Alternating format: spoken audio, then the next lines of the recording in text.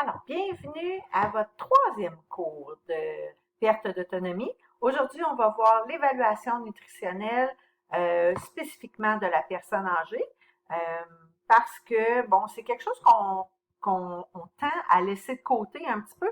C'est vraiment important de bien évaluer l'état nutritionnel de nos patients parce que ça a quand même un impact majeur sur leur santé. Alors, pourquoi on le fait?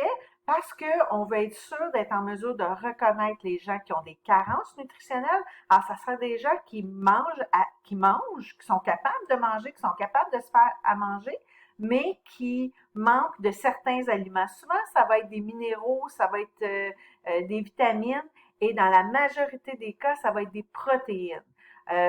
Où on, tu sais, ça peut être des gens qui peuvent être à risque d'avoir des carences et d'avoir de la dénutrition. Puis là, on va voir un peu plus tard que les problèmes sociaux peuvent avoir une incidence assez importante là, au niveau de l'alimentation. En principe, un coup qu'on a découvert s'il y a vraiment une problématique au niveau de l'alimentation, c'est quelque chose qui pourrait et qui devrait se retrouver au PTI. Puis, on devrait être en mesure à ce moment-là de développer des moyens pour que la personne ait assez d'aliments, soit en mesure de bien les manger. Puis, on va voir aussi qu'il faut que ce soit le plus attrayant possible. C'est souvent une des problématiques là, de l'alimentation dans nos établissements, je dirais. Ici, on voit des statistiques justement qui représentent ça un petit peu. Euh, la malnutrition ou la dénutrition chez la personne âgée est beaucoup moins élevée à la maison. Dans cette statistique-ci, on dit de 4 à 10 Monsieur Voyer, dans son livre, dit que c'est un peu plus élevé, 5 à 30, mais 4 à 10, euh, par rapport en milieu hospitalier, que ça peut aller jusqu'à 70% de dénutrition ou de malnutrition. Là, à l'hôpital, c'est pas parce qu'ils n'ont pas accès à la nourriture. Clairement, ils ont accès, la nourriture leur est apportée à leur chambre. Alors, à ce moment-là, est-ce que c'est l'aspect de la nourriture? Est-ce que c'est les goûts des gens qui mangent moins? Est-ce que c'est parce qu'ils sont malades quand ils sont à l'hôpital et que leur maladie fait qu'ils absorbent moins la nourriture? C'est tous des items qui peuvent avoir un impact sur l'alimentation. Mais soyons honnêtes, l'alimentation en milieu hospitalier, c'est pas ce qu'il y a de plus attrayant euh, à l'œil, puis c'est pas ce qu'il y a de plus attrayant au goût non plus. Parce que pendant des années, puis c'est encore un peu comme ça, on essaie que la nourriture en milieu hospitalier soit basse en sodium, basse en sucre et basse en gras. Ben tout ça fait que c'est bas en goût aussi. Alors, en ce moment, dans les milieux hospitaliers, on essaie le plus possible de travailler justement sur la, l'apparence de la nourriture et le goût que ça a. Donc, on essaie de transformer l'alimentation en milieu hospitalier pour que ce soit le plus attrayant possible, pour que les gens en mangent le plus possible. Si on regarde en ce moment à Sainte-Justine, ils ont adopté un système qui est plus à la carte. Donc, même si dans la plupart des milieux hospitaliers, les gens ont l'opportunité de choisir leur nourriture, il reste qu'ils la choisissent 24 heures à l'avance ou 2 jours à l'avance même, ou est-ce qu'ils font leur choix de menu pour les prochaines journées. Mais ça ne veut pas dire que dans 2 jours, je vais-tu vraiment avoir le goût de manger un œuf le matin? Peut-être que non. Peut-être ce matin-là, j'aurais mangé des céréales, puis ça aurait été mieux comme ça.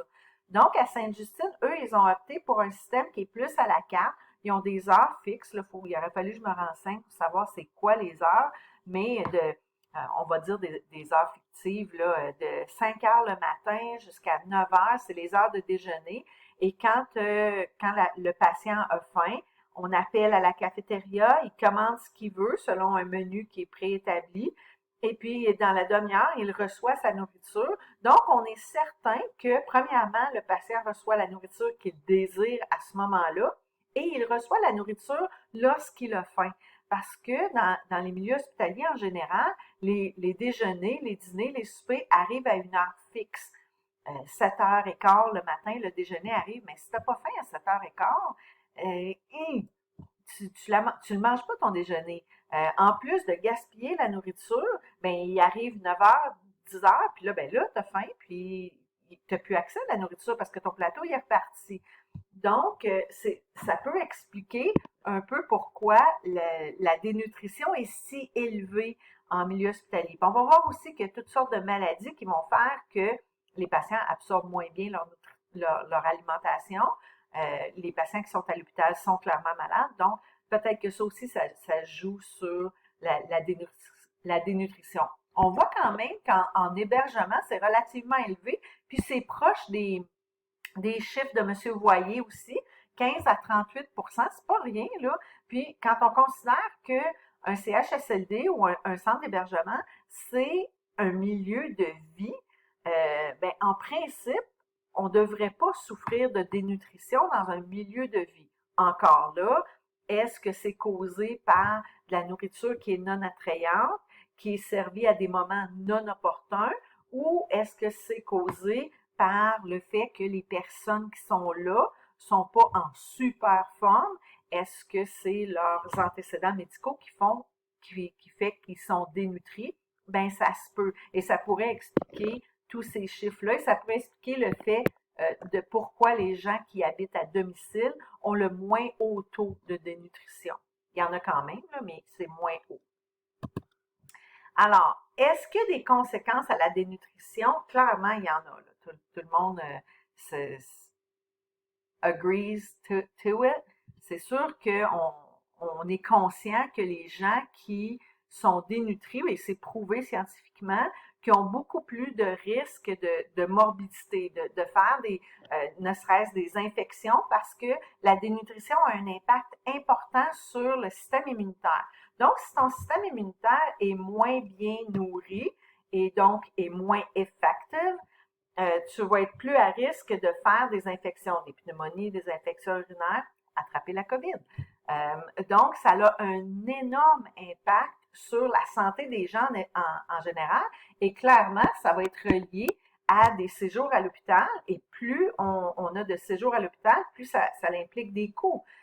On dit que la dénutrition aussi a un impact sur la longueur du séjour à l'hôpital. Alors, plus on est dénutri, plus on est à risque de rester longtemps à l'hôpital parce qu'on est à risque de développer des infections, de développer des plaies de pression. Les gens qui sont dénutris ont tendance à développer plus de plaies. S'ils ont des plaies, ces plaies-là ont tendance à moins guérir. Donc, les séjours en milieu hospitalier vont être plus longs. Donc, vous voyez là, que déjà, là, juste sur ces deux aspects-là, la dénutrition a un énorme impact. Donc, c'est hyper important de bien être en mesure d'évaluer l'état nutritionnel de nos patients. On parle de 2 à 4 fois plus de mortalité, c'est pas rien, là. 4 fois plus de mortalité, une augmentation du risque de chute parce qu'un patient qui est dénutri a moins d'énergie, un patient qui est dénutri a moins de muscles, donc a moins de force, a moins d'équilibre.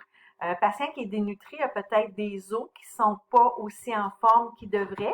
Donc, les patients qui chutent avec une dénutrition incluant un manque en calcium vont avoir plus de risques de faire des fractures. On le sait tous que les fractures de gros os, le bassin, la hanche, ça augmente le risque de décéder de façon exponentielle chez la personne âgée. Donc, si on dit que la dénutrition a un impact sur tout ça, c'est hyper important d'apprendre à évaluer l'état nutritionnel de nos personnes âgées. Donc, diminution de l'état de l'autonomie, puis augmentation de transfert vers les CHSLD. Puis ça, je vais en parler souvent pendant la session les gens ils habitent chez eux, entrent à l'hôpital pour un problème X, sont plus ou moins bien évalués, sont plus ou moins bien soignés. Prochaine chose qu'on sait, ils ont une diminution de leur autonomie, une diminution de leur état général. Prochaine chose qu'on sait, ils peuvent pas retourner à la maison et ils sont transférés en CHSLD. Et la dénutrition fait partie de ces problématiques-là. Alors, les facteurs de risque, il y en a plusieurs, j'en ai parlé un peu jusqu'à maintenant. Au niveau physiologique, les maladies chroniques, c'est sûr que ça a un impact. L'arthrite, L'arthrite, ne serait-ce que parce que c'est une maladie inflammatoire, va avoir un impact sur la nutrition. La déformation des mains va avoir un impact sur la dénutrition, surtout chez les gens qui habitent à domicile parce qu'ils vont avoir de la difficulté à se faire à manger. Les patients MPOC, on va le voir quand on va faire le cours MPOC, mais c'est difficile de manger. Ça prend beaucoup d'énergie de manger. Et les gens qui souffrent d'emphysème ou de bronchite chronique ont peu ou pas d'énergie. Donc, ils vont avoir beaucoup plus de difficultés à s'alimenter. Ils vont avoir plus de risques de souffrir de dénutrition. Les maladies cardiaques, la même chose. Toutes sortes de trucs qui font qu'on perd l'appétit quand on est âgé. Les personnes âgées, parce qu'ils ont une diminution de leur vidange gastrique, vont avoir plus de nausées, de constipation, peut-être pas de diarrhée, là, mais de nausées, de vomissements, de constipation. Donc, c'est des gens qui vont avoir moins faim. Et moins on mange, moins notre vidange gastrique va être rapide, puis ça va être une roue qui tourne. Si on n'est pas capable d'avoir un système digestif qui bouge régulièrement, bien, on a moins faim. On a moins faim, on mange moins, notre système digestif bouge moins. Donc, ça va avoir un gros impact sur la dénutrition, ça. Et ils disent, c'est qui disait ça? C'est un personnage, voyons, là, je me souviens plus de son nom, mais lui, il disait l'appétit vient en mangeant, mais c'est vrai, ça. Les personnes, des fois, ils n'ont pas faim, on leur fait manger un petit truc, puis hop, tout d'un coup, ça l'ouvre l'appétit, puis on commence à manger plus. Bien, c'est une roue qui tourne, ça. Certainement, il y a certains médicaments qui vont avoir un impact sur l'alimentation, ne serait-ce que les médicaments qui donnent la nausée. Puis il y en a beaucoup de médicaments comme ça, des médicaments qui rendent la bouche sèche. Il y en a encore là, il y en a énormément de médicaments qui causent la sécheresse de la bouche. Et quand on a la bouche sèche, ben on a moins envie de manger. C'est plus difficile de mastiquer, c'est plus difficile à avaler, c'est moins tentant de manger. Le fait qu'en vieillissant, il y a une diminution des papilles gustatives, ça aussi, si on goûte moins, et si la nourriture qu'on nous donne est moins goûteuse, puis qu'on a moins de papilles gustatives, ça donne pas le goût de manger ben ça. La perte d'autonomie, là, ça serait pas en milieu hospitalier, ça serait plus à la maison. Si on souffre de perte d'autonomie, puis on n'est pas en mesure d'aller faire nos courses de façon adéquate, de se cuisiner de la nourriture de façon adéquate, puis ensuite de ça, de manger de la nourriture. Tu sais, le patient Parkinson, là, qui essaye de manger puis qui tremble comme ça, là, la nourriture, elle ne se rend pas toujours à sa bouche, donc ça rend la problématique assez intense. La dysphagie, on va le voir plus en détail dans la prochaine diapositive, mais si tu as de la difficulté à avaler, des fois c'est épeurant, là, les patients qui se sont déjà étouffés, ils ont peur de s'étouffer encore, puis ça va être problématique quand il va venir le temps de manger, ils ne voudront plus manger ces patients-là. Des problèmes dentaires, on a une population en ce moment de personnes âgées, de beaucoup de personnes âgées avec des prothèses dentaires. Bien, les prothèses dentaires, c'est quelque chose qui est ajusté aux gencives des personnes qui ont des prothèses dentaires. Si on perd du poids, ces prothèses dentaires-là sont moins bien ajustées et c'est plus difficile de manger. Il y a des lésions qui peuvent se développer sous les prothèses dentaires et apparemment, moi j'en ai pas, mais apparemment ça fait très mal. Donc ça donne pas le goût de manger ça non plus. La dépression, chez la personne âgée, on pense que les personnes âgées ne sont pas déprimées, hein, mais ça existe et c'est très répandu chez les personnes âgées. Et souvent, c'est accompagné d'une anorexie. On n'a plus le goût de manger quand on est déprimé. Certains déficits cognitifs, certaines démences, on va le voir quand on va faire les troubles cognitifs. L'alcoolisme, ROH, c'est l'abréviation pour l'alcoolisme. Les personnes qui boivent beaucoup d'alcool ont tendance à beaucoup moins manger et ont des grosses carences, surtout en vitamines et en minéraux. Donc, ça va être relativement problématique chez la personne âgée. Bien qu'une petite quantité d'alcool ouvre l'appétit, une absorption trop grande d'alcool va diminuer l'appétit. Et l'accès à la nourriture, comme je disais, la personne qui est en perte d'autonomie, puis qui a besoin d'aller faire son épicerie, mais qui a de la difficulté à sortir de son logement pour y aller, bien, c'est problématique. Alors, je vais arrêter la vidéo parce qu'on arrive au bout de mon 15 minutes, puis on va revenir avec la dysphagie.